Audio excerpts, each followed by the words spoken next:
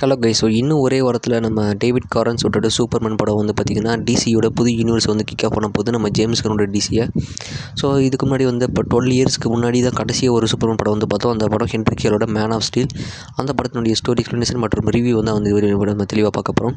First story கிட்ட வந்து போயிட்டோம்னா, ஸ்டோரி வந்து ரொம்பவே ஒரு இதுக்கு முன்னாடி நம்ம நிறைய கதைகளை கேட்டது ஒரு சிம்பிளான ஒரு ஸ்டோரி. அது நம்ம பார்த்தது அதே ஸ்டோரி தான். கிரிப்டான் அழிஞ்சு போயிடும். நம்ம கேலரில் வந்து அவங்க அப்பா வந்து எர்த்துக்கு தட்டி விட்டுருவார். எர்த்துக்கு வந்ததுக்கப்புறம் நம்ம கேலர் வந்து ரொம்ப ஸ்ட்ரகிள் பண்ணுவார். அங்கே வந்து ஒரு ஃபேமிலி வந்து இவர் கேலரில் அடாப்ட் பண்ணிவிட்டு கிளார்க் கென்ட் அப்படின்ற பேரோட வந்து வளர்த்த ஆரம்பிப்பாங்க.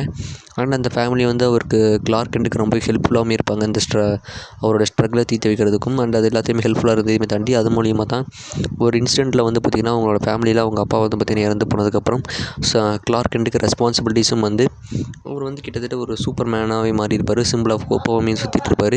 நிறைய பேருக்கு ஹெல்ப்பும் பண்ணிகிட்டு இருப்பார். அந்த டயத்தில் ஜென்ரல் ஜார்டு வந்து பார்த்திங்கன்னா இந்த ஒரு கிரிப்டானியன் இன்னும் இருக்கும் அப்படின்னு தெரிஞ்சுக்கிட்டு இந்த ஒட்டுமொத்த எர்த்தையுமே வந்து பார்த்திங்கன்னா டேக் ஓவர் பண்ணலான்னு சொல்லிட்டு நம்ம ஜென்ரல் ஜார்டு வந்து பார்த்திங்கன்னா வந்திருப்பாங்க.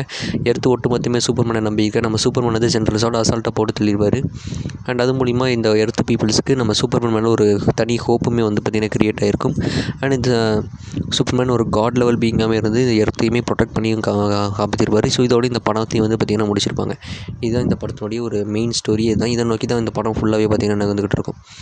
அண்ட் இந்த படத்தினுடைய பாசிட்டிவ்ஸ் கிட்ட வந்துடுவோம். ஸோ பாசிட்டிவ்ஸ் அப்படின்னு சொல்லி பார்க்குறச்சு நம்மளோட ஹென்ரி கேவிலோட ஆக்டிங்.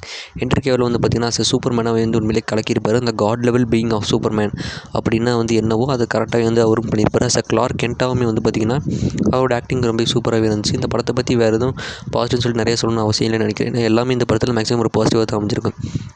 அண்ட் நம்ம நெகட்டிவ்ஸ் கிட்ட வந்தோம்னா, இந்த படத்தோட ஒரு மெயின் ஸ்டோரியை வந்து இந்த படத்தோடைய ஒரு நெகட்டிவாக இருக்குது. மெயின் ஸ்டோரி கிடையாது, இந்த மெயின் ஹீரோவோட அந்த ப்ரோட்டகனிஸ்ட்டோட ஒரு ப்ரோட்ரே பண்ண விதமே வந்து மிகப்பெரிய ஒரு நெகட்டிவாகவே இந்த படத்துக்கு அமைஞ்சிருச்சுன்னே சொல்லலாம். இந்த படத்தையுமே தாண்டி இதுக்கப்புறமா அந்த படங்களுக்குமே இது ஒரு நெகட்டிவாகவே தான் அமைஞ்சிருக்கு. பிகாஸ் ஹென்ரி கேவிலோட சூப்பர்மேன் வெர்ஷனை இன்ட்ரடியூஸ் பண்ணும்போதே வந்து பார்த்திங்கன்னா ஒரு காட் லெவல் பீயிங்காக வந்து பார்த்திங்கன்னா இன்ட்ரடியூஸ் பண்ணியிருக்காங்க. ஸோ அதனாலே வந்துட்டு சூப்பர்மேனை வச்சு வேறு எந்த கதைகளும் சரியாக சொல்லவும் முடியல. 12 வருஷமாக வந்து லாஸ்ட்டு 12 இயர்ஸாக நம்ம ஒரே ஒரு சூப்பர்மேன் படம் தான் பார்த்துருக்கோம் அப்படின்னா பார்த்துக்கோங்க. ஸோ எந்த அளவுக்கு வந்து அந்த ஹென்ரி கேவிலோட சூப்பர்மேனை வச்சு அடைச்சிட்டு இருந்திருக்காங்கன்னா, அதுக்கப்புறமா அவர் கொடுத்த நிறைய அப்பியரன்ஸ்லையுமே வந்து பார்த்திங்கன்னா ரொம்ப ஷார்ட் அப்பியரன்ஸாக தான் இருக்கும். Batman vs Superman dawn of ஜஸ்டிஸில் கொஞ்சம் அப்பியரன்ஸ் கொடுத்தாலுமே விட அதுலேயுமே பேட்மேன் தான் நிறைய அப்பியரன்ஸ் வந்திருப்பார். At the same time Justice League படங்களில் வெறும் லாஸ்ட் ஒரு ஃபியூ மினிட்ஸ் தான் வந்திருப்பாருன்னே பார்த்துக்கோங்க. பிளாக் ஆடம் படத்தில் ஒரு 1 மினிட் கிளிப்புக்கு தான் வந்திருப்பார். ஸோ ஹென்ரி கேவிலோட சூப்பர்மேன் அவ்வளோ காட் லெவல் பீயிங்காக காமிச்சதுனால அவரோட அப்பியரன்ஸையுமே வந்து ஷார்ட் அவுட் பண்ண வேண்டியதாக ஆயிடுச்சு. அவர் வச்சு ஃப்யூச்சரில் கதைகளும் சொல்ல முடியாமல் போயிடுச்சு. நிறையா பார்ட் 1 பார்ட் 3 அப்படின்னு சொல்லிட்டு கம்மா போட்டு கண்டினியூ பண்ணவே முடியல. ஃபுல் ஸ்டாப்பை வச்சு டக்குன்னு முடிச்சு விடுங்கடான்ற ரேஞ்சுக்கு தான் வந்து அவங்களால ஸ்டோரியை பெருசாக எழுத முடியல. பட் ஜாக் ஸ்னைடரோட விஷன் வந்து ஒரு சூப்பர்மேன் அதுதான். அவர் வந்து ஒரு இன்ஜஸ்டிஸ் ஸ்டோரி நோக்கி அப்படி கொண்டு போனங்காட்டி அதை வந்து ஓரளவுக்கு ஓகே அப்படின்னு சொல்லிக்கலாம். பட் இருந்தாலுமே ஓரளவு பார்க்குறச்சே இன்ட்ரடியூஸ் பண்ணும்போதே ஒரு காட் லெவல் பீயிங்காக வந்து இன்ட்ரடியூஸ் பண்ணது ஒரு மிகப்பெரிய நெகட்டிவாகவே இருந்துச்சு.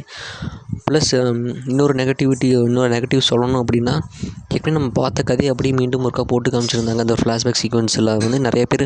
பட் ஆனால் வந்து நிறைய நியூ ஆடியன்ஸ் இந்த ஒரு படத்துக்கு போய் பார்த்ததுனால இது வந்து அதை நெகட்டிவ்லேயும் சேர்த்துக்கலாம், நியூட்ரல் பாயிண்ட்டாகவே இருந்துக்கலாம்னு சொல்கிறேன். நியூட்ரல் பாயிண்ட்டாகவே வச்சுக்கலாம் போல் அந்த ஒரு பாயிண்ட்டை. பட் ஆனால் என்னைய பொறுத்தளவுக்கு அது ஒரு நெகட்டிவ். ஏற்கனவே நான் தெரிஞ்ச கதையை மீண்டும் ஒரு பார்த்த மாதிரி தான் இருந்துச்சு. பட் இருந்தாலும் நல்லாலேன்னு சொல்ல முடியாது, சூப்பராகவே கொண்டு போயிருந்தாங்க அந்த ப்ரெசன்டேஷன் வைஸ். ஸோ நல்லா தான் இருந்துச்சு. ப்ளஸ் இப்போ வந்து புது சூப்பர்மேன் படம். இந்த படத்தில் டேவிட் காரன்ஸோட இந்த சூப்பர்மேன் வெர்ஷன் இன்ட்ரடியூஸ் பண்ணும்போது ஹென்ரி கேவில் வெர்ஷன் மாதிரி காட் லெவல் பீயிங் இருக்க போகிறது கிடையாது, ஒரு ஹியூமனைஸ் பண்ணப்படுற சூப்பர்மேனை தான் இருக்க போகிறாங்க. ஸோ அதனால இந்த படத்துக்கு நான் வந்து செம ஹைப்பு வந்து கிரியேட் ஆகிட்டே போகுது. ஸோ இந்த படத்துக்கு யாரெல்லாம் டேவிட் காரன்ஸோட சூப்பர்மேன் படத்துக்கு யாரெல்லாம் வெயிட் பண்ணுறீங்களோ மறக்காமல் இந்த வீடியோக்கு ஒரு லைக் போட்டுருங்க. மறக்காமல் நம்ம சேனலையும் சப்ஸ்கிரைப் பண்ணிடுங்க.